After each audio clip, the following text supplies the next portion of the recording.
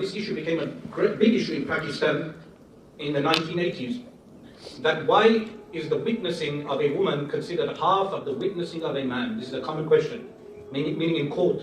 If you go to court, why does the witnessing of a woman count as half the witnessing of a man? Is this correct? The answer is no. Like I mentioned earlier, if people quote the law correctly, then many of the misconceptions will be removed. What is that law? The correct interpretation of that law is when those issues which relate to women, those issues,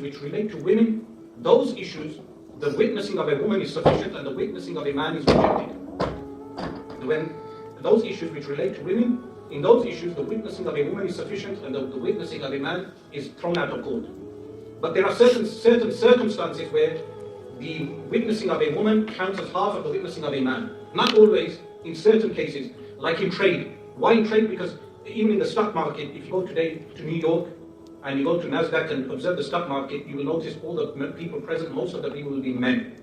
So because of this, in trade, the witnessing of a man counts as double as that of a woman. But not in all cases. In some cases, the witnessing of a woman is sufficient and the witnessing of a man is discounted. It is thrown out of court, like in marriage and a few other things, suckling and a few other things which are mentioned in the books of Sharia. So this is not always the case. What happened in Pakistan was that the women's rights groups, they protested against this law.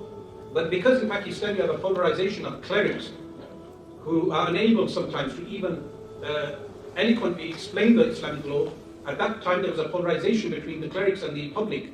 But then when the law was correctly explained, the protests finished.